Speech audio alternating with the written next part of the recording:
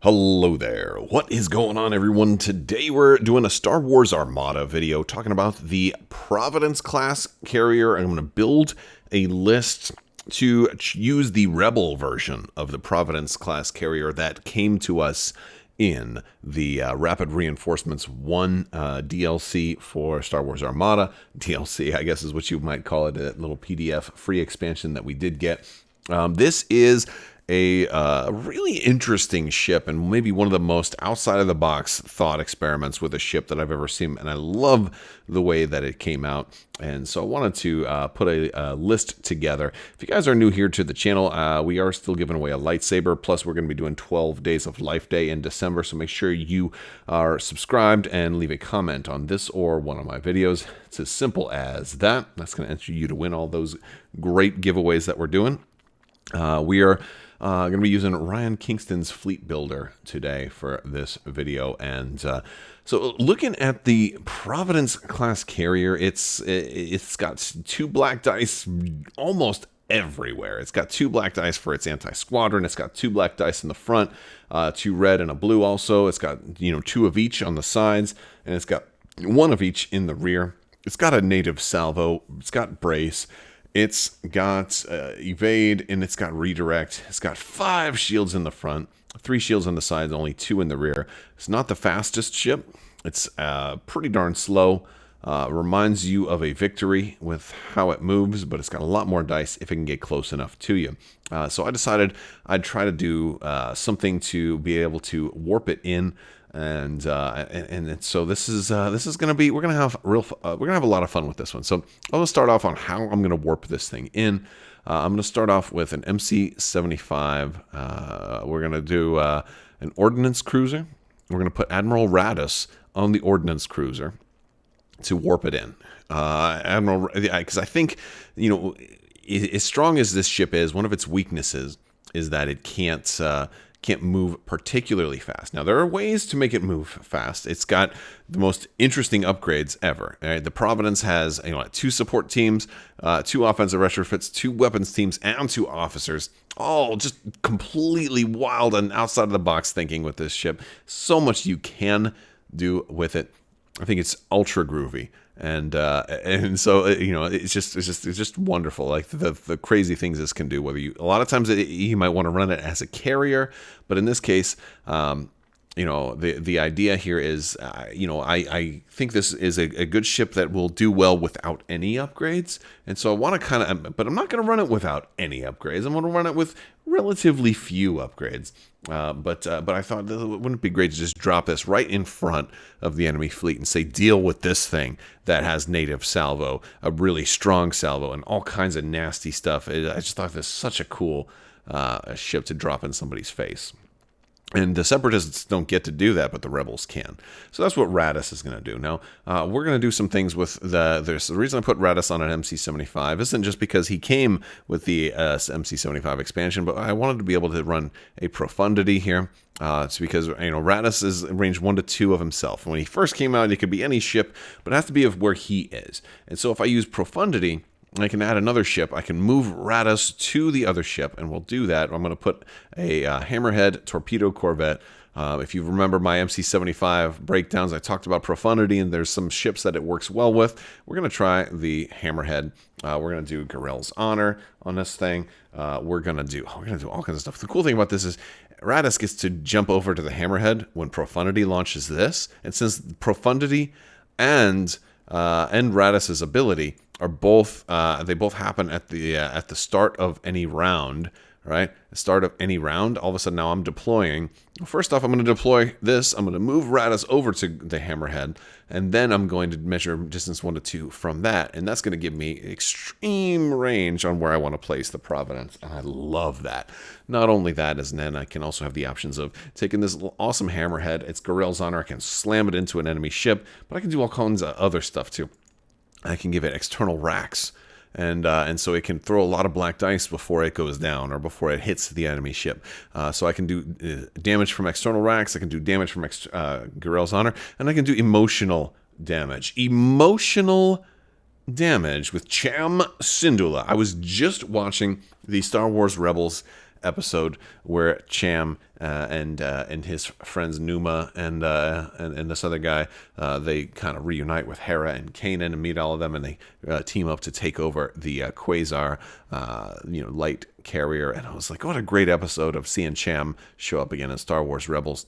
Kind of inspired me to do some other stuff. But by the way, Cham here is just an amazing option to come in and really mess up an enemy flagship. So if you can get this guy close enough to enemy flagship, you can go first. If you're first player, you get to do a lot of really cool stuff with Cham here. If you're not first player, well, that's also going to be fun. We're going to talk about that. Because if we're not first player, I want to put a bunch of rift base. We're going to do a lot of really fun obstacles that are going to do some really nasty shenanigans. And speaking of Star Wars Rebels, when I saw, Cham is probably more well known for the Clone Wars, but we're going to put some Rebels-based characters on this Providence. We got 2 officers, right? Let's put Ezra Bridger. If I'm running the gravity rift, all of a sudden I get to throw the gravity rift on my opponent's face with Ezra Bridger. Is so much fun. I love Ezra with the gravity rift. It's so cool. Not only that, we're going to do some other things in my opponent's face. Maybe there's no gravity rift. Maybe I'll be able to just move other things in their face, asteroids or purgils or whatever. Purgles, actually, not purgils, but yeah. But let's put Sabine over here too. We're gonna drop some proximity mines, and I get to drop those on my opponent's face. Well, not really on their face, beyond distance 3 of enemy ships. Is this one maybe like if we have to end up going a little bit farther away, or maybe just out of range? But now they're all of a sudden like it's just so much fun. I'm being able to drop things on your opponents. I like this option. I like what we're doing here. It's also a little bit thematic. A little bit thematic, and this is just like I could totally see, like this could have been like the lost episode of Star Wars Rebels, where Ezra and Sabine team up with Cham Syndulla to take over a rebel or take over an old separatist Providence that was getting ready to be destroyed by the Empire. And they're like, no, we could use this ship. And that happens. I love it. But since this guy's going to get deployed, mid game, I'm going to put local fire control on the ship, and it's after you deploy. So I'll be deploying it. I can then say, you know what? Oh, we had to deploy at close range. You know what? This evade isn't going to be useful. No problem. Boom. Now all of a sudden I got 2 salvos. 2 salvos, my friends. Dusa salvosa. I don't even know what that means. That's not even words. I'm just making up random things that sound cool, I think. I don't know. Maybe it sounds terrible. And then I'm going to take the other weapons team. I'm going to put ordnance experts on this one. I've got 2 black dice everywhere, right?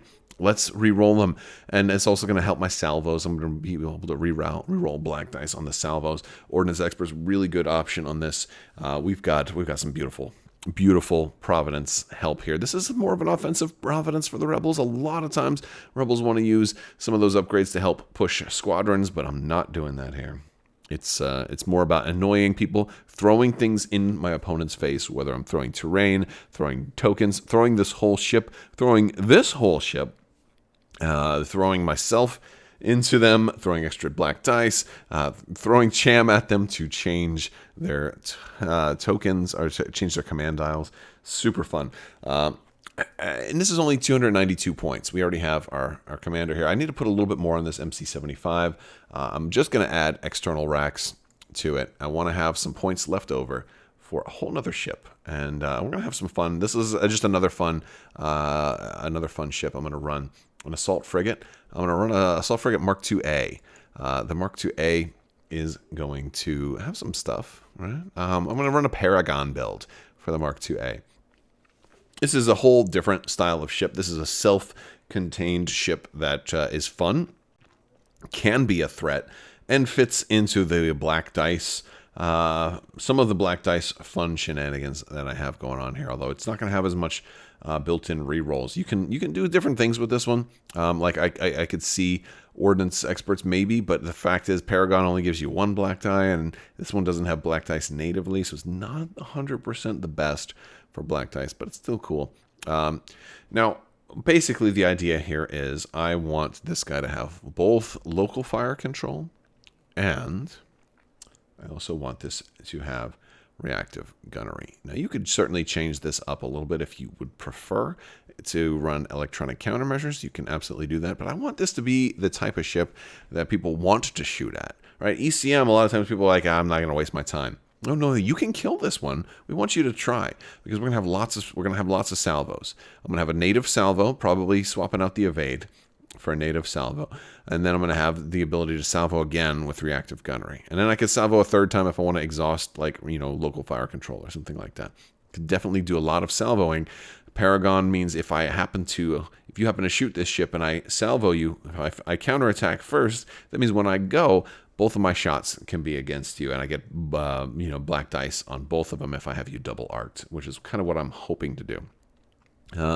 Now, what really would be smart here, notice I said what would be smart, I'm not doing it. What would be smart here is to run linked turbolaser towers, so I get rerolls on all those reds, including all of the salvos. But since I am not doing that, what else could I do? I'm running Spinal Armament. I just really like Spinal on this one because it means I've got 3 red and 1 blue everywhere. And I think that's just really, really fun. Again, I'm having a little bit of fun with this one. I think it's a little smarter to run linked turbolaser towers. So if you're doing this build, you probably want to run linked turbolaser towers, give yourself some rerolls. But I'm not doing that because I think Paragon wants to have Spinal just for the symmetry. And it just means it's just a perfectly symmetrical ship. It's perfectly balanced, as all things should be. This is Thanos' ship, right? And so that's how we're running this. This brings me up to 399. That's right, folks. No squadrons in this build. Surprise, surprise. This one is all about those ships. And this is a fun one. I mean, you got 4 activations. You'll start the game with only 2. Those. We'll have the Assault Frigate. And we'll have the Profundity. We'll have Paragon and Profundity kind of flying around. And so that means, like, for early rounds, if you don't drop the Russian nesting doll early, if you don't trigger Radis and then Profundity and do all that early, you have plenty of time and opportunities to trigger Paragon with long-range shots. And you'll be able to hit those salvos and get some extra black dice even at long range. You can do that with Paragon early on in the game.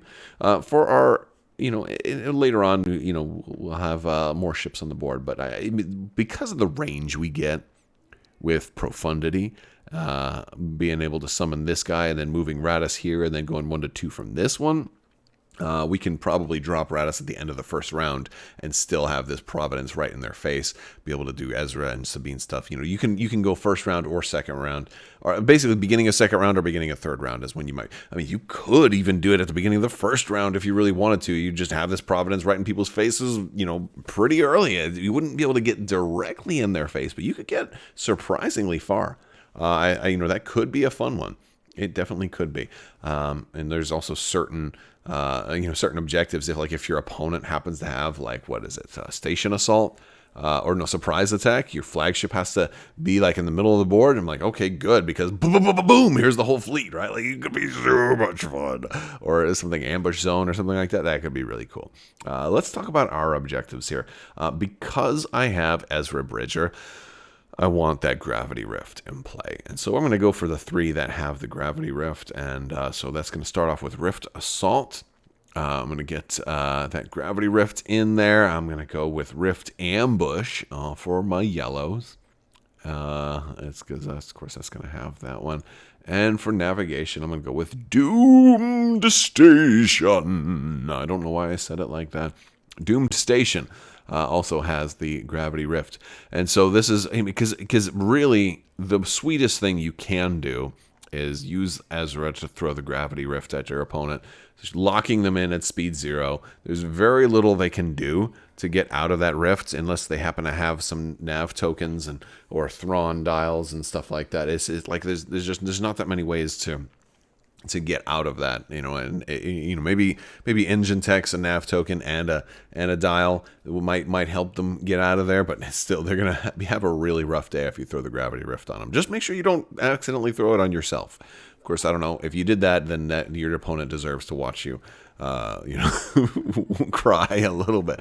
I think this will be a fun build. It's a great, anytime you're running Radis, I think you're going to have fun being able to drop stuff all over the place. It's really fun. I think one of the big risks here is your opponents that have a lot of squadrons. There's multiple ways they can ruin your day. One of those ways is by spreading out the squadrons all over the place to where you can't drop these dudes in. And if that is the case, you probably want to drop them turn 1. You probably want to drop them before your opponent was able to spread out the squadrons. So and prevent you from deploying, and then the other thing is just because you have no squadrons to screen for your ships, a really heavy bomber build is going to make short work of this fleet. So that is one of the risks when you bring no squadrons, but if you happen to go up against somebody who just has like 2 or even 4 squadrons, you probably do fairly well. This should be a fun list. So hopefully you guys like the video. That's going to do it for this build, and hopefully we'll have more builds coming, more Armada content. I want to thank you guys so much for watching. Big thanks to my patrons. You guys are awesome and the all-stars who make this channel possible. I will talk to you later. Let me know what you think of the build and some of your favorite thoughts for the Providence. I will talk to you later. May the Force be with you, and have a fantastic day.